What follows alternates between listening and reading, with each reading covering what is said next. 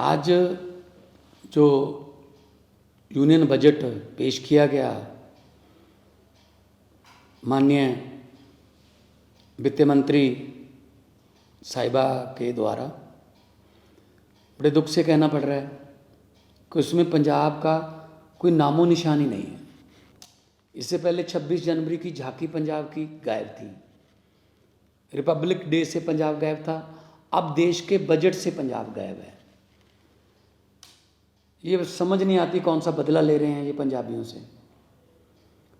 हमने, क्योंकि border state है, हमने 1000 करोड़ रुपए की मांग की थी कि बीएसएफ उनको अपग्रेड करने के लिए, मॉडर्नाइजेशन करने के लिए बॉर्डर की, क्योंकि ड्रोन वगैरह बहुत आते हैं, एंटी ड्रोन सिस्टम लॉन्च करने के लिए, उसका नाम भी नहीं लिया गया। हमने प्री बजट जो डिमांड्स मांगते हैं राज्यों से, हमने उसमें मेंशन किया था कि वंदे भारत श्री अमृतसर साहब से और बठिंडा से जो है दिल्ली के लिए, उसका नाम भी नहीं लिया गया। जब मैं बतौर मेंबर पार्लियामेंट वहाँ लोकसभा में था तो मैंने एक आइडिया दिया था जो कि रेलवे मंत्री साहब ने एक्सेप्ट भी किया था कि रिलीजियस टूरिज़्म के लिए बहुत एक 5 तख्तों को जोड़ने वाली एक ट्रेन चले, जो अभी तो जो श्री अमृतसर से नांदेड़ साहब जाती है उसकी 2-2 महीने की बुकिंग है। अगर आप श्री अकाल तख्त साहब से तख्त श्री केसगढ़ साहब तक, अगला पड़ाव जो है तख्त श्री पटना साहब तक, उससे अगला पड़ाव तख्त श्री हजूर साहब नांदेड़, उससे अगला पड़ाव जो है वो तलवंडी साबो का हो और वापस फिर अकाल तख्त साहब। तो ये ऐसी ट्रेन जिसमें लाखों जो एनआरआईज भी हैं वो भी 5 तख्तों के दर्शन करना चाहते हैं, लेकिन उनको बहुत दिक्कत होती है, कोई नामो निशान नहीं है उसका। और कोई एमएसपी, नई फसल पे कोई एमएसपी नहीं दी गई है। हमने कहा था कि 1500 रुपये पर एकड़ जो पराली जलाने की समस्या है उसमें 1500 रुपये पर एकड़ सेंटर दे दे, बाकी हम दे देंगे, लेकिन उसका भी नाम नहीं लिया गया। किसानों को तो मतलब अपने हाल पे छोड़ दिया गया, किस्मत पे छोड़ दिया गया है। और हम कॉलेज बना रहे हैं, 16 नए मेडिकल कॉलेज बना रहे हैं। इन्होंने कहा है कि जी कि नर्सिंग कॉलेज खोलेंगे, कब से खोलेंगे, कब से वो चल रहे होंगे, कोई उसमें डिटेल नहीं है।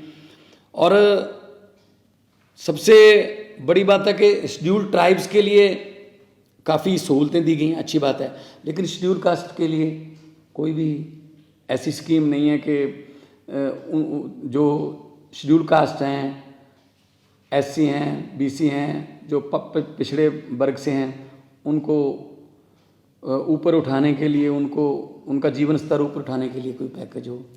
तो सिर्फ कागज़ में लिपटा हुआ एक लिखती एक स्क्रिप्ट थी। इससे पहले भी बजट में पेश कहा गया था आने वाले 2023 में, 2024 में हम किसानों की आय दुगनी कर देंगे। कहाँ दुगनी की है आय उनकी? एमएसपी के नाम से तो ये सरकार, मेरे ख्याल में सेंटर सरकार जो है चिढ़ती है।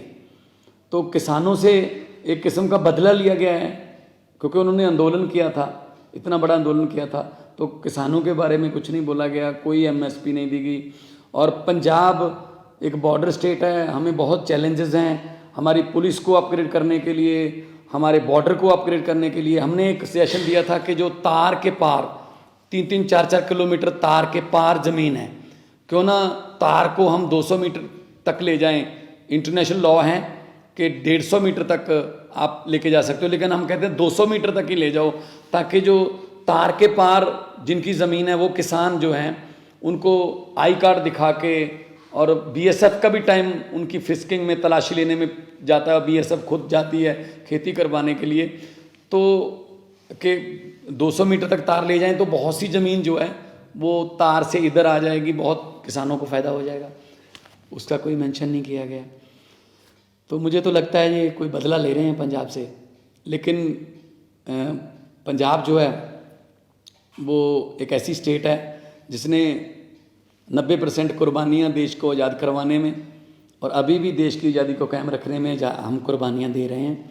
तो ऐसा पंजाब के साथ अन्याय जो है वो अच्छा नहीं है।